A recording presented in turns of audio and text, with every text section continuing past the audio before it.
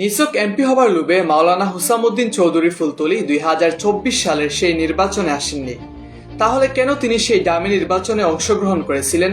কেনই বা তিনি স্বতন্ত্র সংসদ পদপ্রার্থী হয়েছিলেন? এই প্রশ্নগুলোর উত্তর কিন্তু খুবই সহজ। এই প্রশ্নগুলোর উত্তর জানার পরেও অনেক মানুষ ইচ্ছাকৃতভাবে কিংবা প্রতিহিংসা পরায়ণ হয়ে এখনো পর্যন্ত মাওলানা হুসামউদ্দিন চৌধুরীকে নিয়ে সোশ্যাল মিডিয়াতে বিভিন্ন রকমের কুৎসা রটায়, তাকে নিয়ে বাজে মন্তব্য করে। কিন্তু তারা এটা জানে না যে মাওলানা হুসামউদ্দিন চৌধুরী তার বাবার আদর্শ থেকে কখনো বিচ্যুত হতে পারেন না। নিছক সংসদে যাওয়ার লোভে তিনি কখনো নির্বাচনে আসার মতো পরিকল্পনা করতে পারেন না। যদি উনার এমপি হওয়ার খায়েশই থাকতো তাহলে কেন তিনি 2024-এর মতো একটা নির্বাচনে আসবেন? কেন তিনি এর আগে এমপি হবার জন্য মাঠে আসেননি? এই প্রশ্নগুলোর যদি উত্তর খুঁজতে চাই তাহলে আমাদেরকে দেখতে হবে 2023 সালের সেই বিতর্কিত জাতীয় শিক্ষা কারিকুলাম, যেখানে কিন্তু ইসলাম বিরোধী বিভিন্ন এজেন্ডা ঢুকানো হয়েছিল। শরীফার গল্প থেকে নিয়ে ট্রান্সজেন্ডার সহ নানা বিষয় বিতর্কিত করা হয়েছিল পাঠ্যপুস্তক। এসব বিষয়ে তখন কেউ আর সরব না থাকলেও সরাসরি সরব ছিলেন মাওলানা হুসামউদ্দিন চৌধুরী ফুলতলী। শুধুমাত্র মাওলানা হুসামউদ্দিন চৌধুরী ফুলতলীর কারণে তখনকার সরকার 19 কোটি টাকার নতুন বই বাতিল করতে বাধ্য হয়েছিল। এটা শুধু সম্ভব হয়েছে মাওলানা হুসামউদ্দিন চৌধুরীর জন্য। সেই সময়ে ইসলাম ও মুসলমানের হয়ে কথা বলার জন্য সরকারের কাছে কেউ ছিলেন না। আলেমদের কোনো প্রতিনিধি ছিলেন না যারা সরকারকে সরাসরিভাবে এই বিষয়গুলো সম্পর্কে সচেতন করবে। এমনকি সংসদেও কোনো মানুষ ছিলেন না যারা সরাসরি এইসব বিতর্কিত বিষয়ে প্রতিবাদ জানাবে এবং ইসলাম বিদেশি এসব কর্মকাণ্ডকে প্রতিহত করার জন্য কথা বলবে।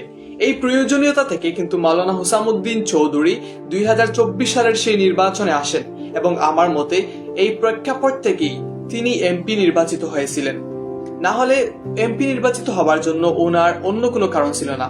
অবশ্যই আরেকটা কারণ ছিল, যেটা হচ্ছে যে দেশের বিভিন্ন ঘরানার আলেম সমাজও তখন কিন্তু তাকে চাপ দিচ্ছিলেন যে উনি আলেমদের প্রতিনিধি হয়ে সংসদে যাবার জন্য। অনেকের মনে প্রশ্ন আসে, তাহলে কেন তিনি ডামি নির্বাচনে এসে সেই অবৈধ নির্বাচনকে বৈধতা দিলেন? এই প্রশ্নের উত্তর খুবই সহজ। এই নির্বাচনে আসাটা তার জন্য ভুল ছিল, আর সেটা তিনি নিজেই স্বীকার করেছেন। সরকার পতনের পর এক বিবৃতিতে গণমাধ্যমে দেয়া এক সাক্ষাৎকারে তিনি বলেন, হ্যাঁ, আমি মনে করি এই নির্বাচনে আসা আমার ভুল ছিল। এই প্রেক্ষাপটে আমরা বলতে পারি মাওলানা হুসামউদ্দিন চৌধুরী 2024-এর সেই ডামি নির্বাচনে আসাটা ভুল ছিল, কিন্তু তিনি যে উদ্দেশ্যে নির্বাচনে এসেছিলেন সেটা কিন্তু ভুল ছিল না। তিনি কিন্তু নিজে এমপি হবার জন্য আসেননি, তিনি এসেছিলেন ইসলাম ও মুসলিমদের হয়ে কথা বলার জন্য। সেই সময়ে ইসলাম বিদেশি ও বিতর্কিত যেসব বিষয় ছিল সে বিষয়ে সরাসরি সরব ছিলেন মাওলানা হুসামউদ্দিন চৌধুরী ফুলতলী, যিনি সরাসরি সরকারের সাথে কথা বলেছেন এবং বাস্তব ও কার্যকর পদক্ষেপ নিতে সক্ষম হয়েছিলেন। সেই ডামি নির্বাচনে সে মাওলানা হুসামউদ্দিন চৌধুরী যদি ভুল করে থাকেন এবং সেই ভুল নিয়ে আপনারা এখনো পড়ে থাকেন, তাহলে আপনাদেরকে স্মরণ করিয়ে দেওয়া উচিত যে 2018 সালের যে নির্বাচন হয়েছিল দিনের ভোট রাতে হয়েছিল, এটা স্পষ্ট। তখন কিন্তু বিএনপি সহ সকল সমমাননা দল এটা বলেছিল যে এই নির্বাচন একটি অবৈধ এবং হাজার রকমের জালিয়াতিতে ভরা। এইসব বলার পরও তারা কিন্তু সেই নির্বাচনের মাধ্যমে 7 জন এমপিকে পার্লামেন্টে পাঠিয়েছিল। এটা কি সেই নির্বাচনকে বৈধতা দেয়া বা এরকম কিছু হয়ে যায়নি? সেখানে যদি কোনো আপত্তি না থেকে থাকে তাহলে মাওলানা হুসামউদ্দিন চৌধুরীর বেলায় এত আপত্তি কেন, যেখানে তিনি নিজে ভুল স্বীকার করেছেন এবং সরকার পতনের পর তিনি কিন্তু আল্লাহর দরবারে কৃতজ্ঞতা জানিয়েছেন এবং বলেছেন ওনার উপর থেকে একটা বোঝা নেমে গেছে।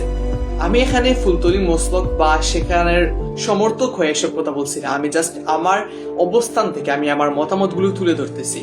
বর্তমানে যারা এখন পর্যন্ত মাওলানা হুসামউদ্দিন চৌধুরীকে ব্লেম দিচ্ছেন, তাকে নিয়ে বিভিন্ন রকমের কটূক্তি করছেন, সোশ্যাল মিডিয়াতে বিভিন্ন রকমের অপবাদ দিচ্ছেন, তাদের উদ্দেশ্যে বলি 2023-24 সালের সময় যখন একের পর এক ইসলাম বিদ্বেষী কর্মকাণ্ড চলছিল তখন কিন্তু মাওলানা হুসামউদ্দিন সব থেকে বেশি সরব ছিলেন। তার কারণেই সেই বিতর্কিত বইগুলো বাতিল করতে সরকার বাধ্য হয়েছিল। এত কিছুর পরও আপনার যদি মনে হয় মাওলানা হুসামউদ্দিন চৌধুরী তখন ভুল ছিলেন, তখন কিন্তু আর কিছু বলার থাকে না। তো আজকে এটা ছিল আমার মত। আপনার এই বিষয়ে মতামত কি? আপনার যৌক্তিক মতামত আপনি জানাতে পারেন কমেন্ট সেকশনে।